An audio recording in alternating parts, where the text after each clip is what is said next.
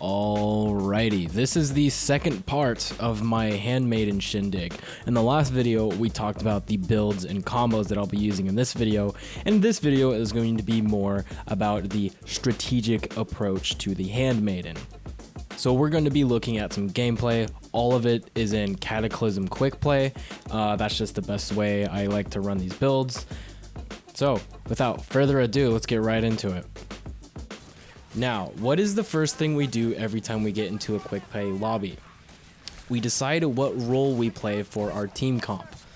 So we have a Zealot and a Grail Knight who are both going to be killing things in melee, and then we have Sienna who is hopefully going to be sniping specials. So that leaves us in the position where our job is, number one, to revive our teammates if they go down.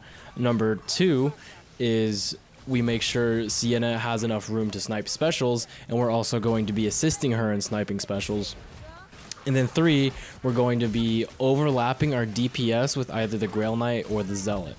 So we're kind of playing a linesman, we're kind of playing the middleman once again, which I think is actually a pretty good spot to be in, because I think just anybody can spam left click and kill hordes, and okay, not everybody can snipe specials, but as the middleman, we're kind of like aware of the situation and adjusting our play to what's going on, and not everybody can do that, which I think actually puts you in a great spot to carry quick play lobbies.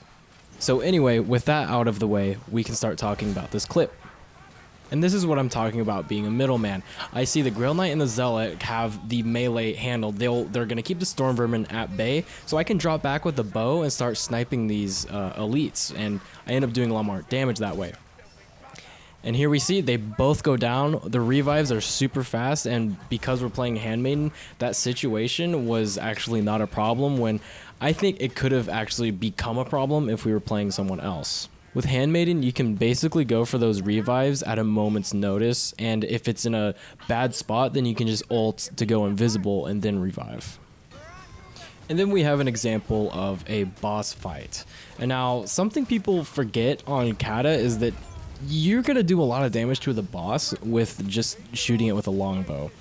On Handmaiden, we definitely want to make the use out of our ammo, and you can see that we're doing a pretty decent amount of damage. And also, we got separated by the gas rat, but we're going to go back in there here in a second, and we're going to see the crazy damage that the sword and dagger has when you're using heavies. Or it's really best to do the push attack and then the second heavy. But the crazy damage, look at that, you can actually see the damage that we're doing to it on the health bar, which is not necessarily a normal thing on Cataclysm. And on this one, we actually ended up doing the most boss damage. I know the Grail Knight wasn't there for the whole fight, but yeah, with the sword and dagger, you definitely have the potential to do some serious boss damage. Same with the dual daggers.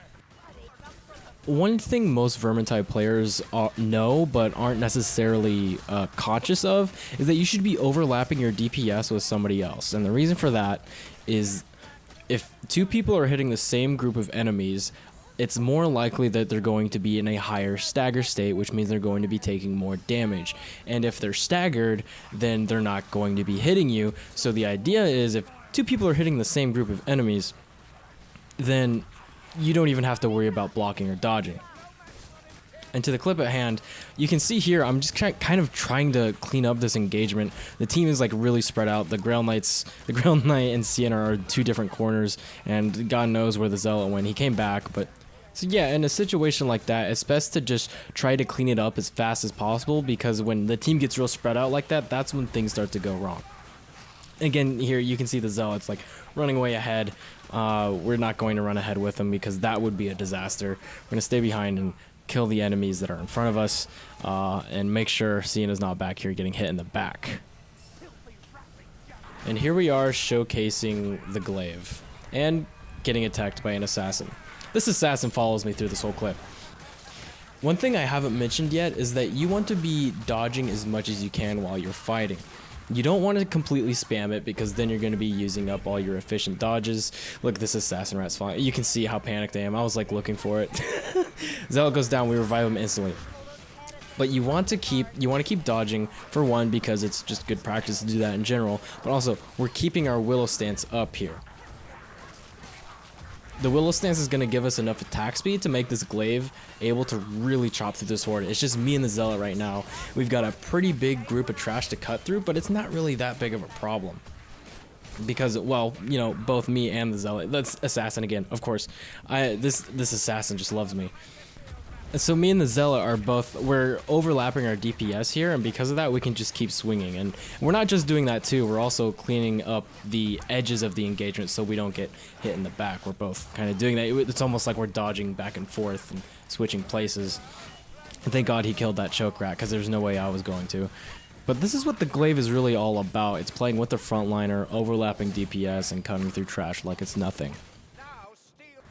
And so here we are with the sword. Now, our group decided to stay by the gate for this event. I don't recommend doing that. You'll see why. Like, look how surrounded we are right now. It's it's not good. It's not good. You want to go stand over in the corner like most parties do. Yeah, we have a bit of a different team comp this time. It's generally the same idea though. We overlap our DPS and make sure that the Huntsman and Bounty Hunter have room to snipe. And so the Plague Rats come in and things start to go south real fast. And like 3 things happen at once here. You can see here, even I looked around, I was like, what the fuck? So in this position right here, we kind of have to decide what to do, and we have to think really fast. So we revive the person in front of us instantly, and then the other guy over there is in a terrible spot. So we're going to have to ult, so we go invis and then revive him as well. Soulspire ends up going down right away. He just dies after we pick him up. And I should have just been holding right click there. I should have just been blocking, but I think I went for a push attack or something stupid like that. But he gets me back up too.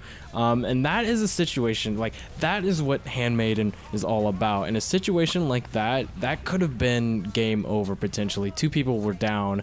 They were both certainly going to die if somebody didn't pick them up right away.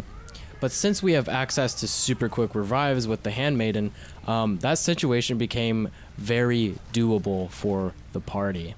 And sure, Salts ended up dying, but we gave him a second chance and he failed. So to wrap this video up, we're going to be looking at some of the in-game stats. So this was from the first couple of clips where I was using the sword and dagger, and you can see right away that the sword and dagger is just good at everything. And this is pretty normal. Like, you shouldn't be topping the damage charts on the Handmaiden unless the rest of your team sucks, or maybe you're the only person that could do damage on your team. I've had a few games like that and it's hell. But anyway, what you should be looking at as the Handmaiden is you should be looking at how much damage you took, how many revives you had, and of course that's relevant to how many times people went down. But another thing you should be looking at is how much damage the people you were trying to protect, how much damage did they take? So here we're looking at Sienna. I suspected she was going to be sniping specials. I guess I was wrong about that.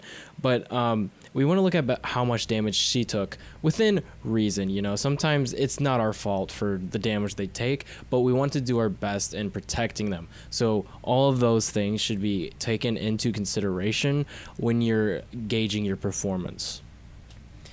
And so here's the game we did where I was using the sword. And this is a game where I would be okay with my performance. I'd be like, could be a little bit better. Generally, we would want to have more damage than that. We should be competing with the frontliners, but probably not surpassing them. And we took the lowest amount of damage, but still, like, I guess a good number to shoot for is 500, and less than that is better, of course. And we can actually see here that who we choose to protect actually does have an effect on the numbers. For this game, I was protecting the Bounty Hunter more because he was the one that was really doing the heavy lifting on doing the damage. And I wasn't protecting the Huntsman as much, and the Huntsman ended up taking like almost double the amount of damage. So what we do and who we are protecting does make a difference. So with that, we are going to wrap up this video. I hope you found it helpful. If you have any more questions about the Handmaiden or just about Vermintide in general, feel free to leave a comment in the comment section. I love interacting with you guys in the comment section.